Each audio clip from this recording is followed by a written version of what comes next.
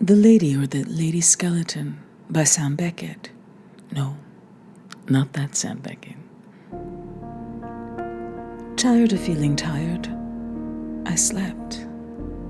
I dreamed a dying child's last word was the same as his first. I woke up and phoned my mama, but I had nothing to say. Sometimes I am left speechless by the smallest things.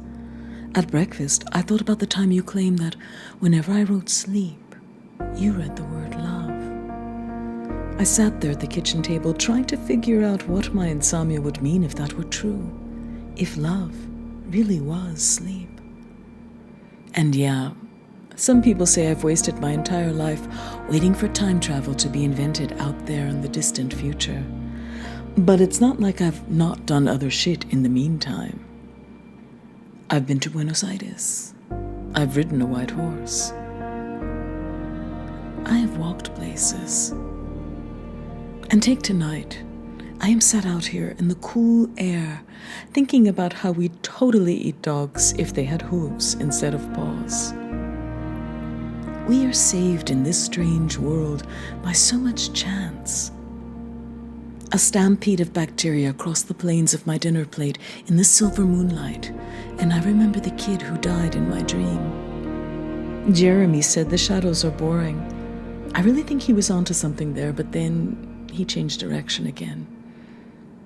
And look, I was thinking, if the book of Esther could go the whole Bible without mentioning God and yet still make the final cut, why must I speak of you here by name? What sort of man is Odysseus? I swear I'm not just trying to change the subject. And what if poetry really has been the science of fiction this whole time?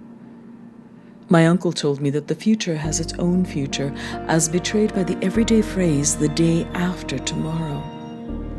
He said this is how the truly wise man divines the mechanics of our universe, through the everyday words of everyday people, not through long mountaintop pondering or complex experimentation in labs deep below our dreaming cities. Meanwhile, photons cooked up in the sun's core explode outward and radiate through the vacuum of space at a speed with more digits than I have the energy to type right now.